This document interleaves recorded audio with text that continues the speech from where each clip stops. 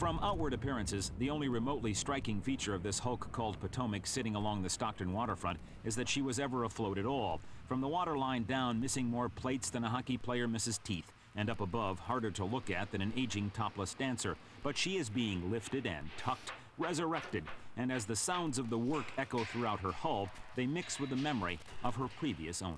We move forward with God's help to the greatest epoch.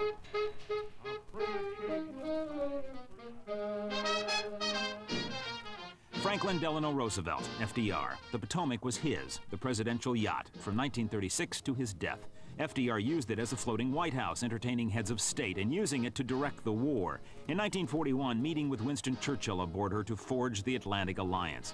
In 1946, the Potomac was given to the state of Maryland. But when she was lifted out of the water at the Coburg shipyard in August, her fortunes had changed. Having had multiple owners, she was seized by U.S. Customs as part of a drug operation in the early 80s. She sank at Treasure Island. Because he has to dodge around the freshwater tank and the sewage tank, you know, keeping outboard around.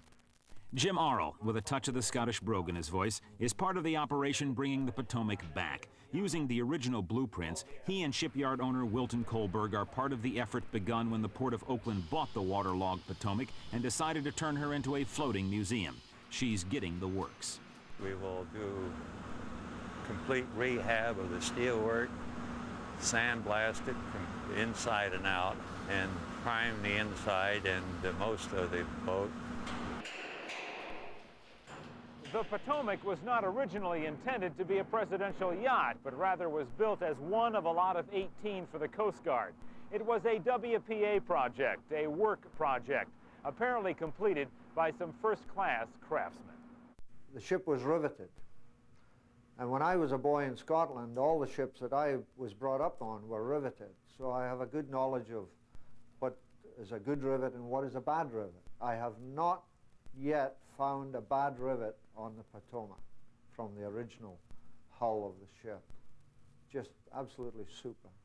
But over the next couple of years, the hope is that more will be restored than just a yacht. Once structurally sound, the interior will be refurbished, filled with exhibits, and she will move city to city. The target, children, the mission, education, leaving the impression of FDR, one Jim Arl already carries. When I think back as a young lad in Scotland and heard about President Roosevelt and what he was famous for during the war years, etc., I'm very, very proud that to be connected with the resurrection and the restoration of this vessel. The Potomac, becoming what she was.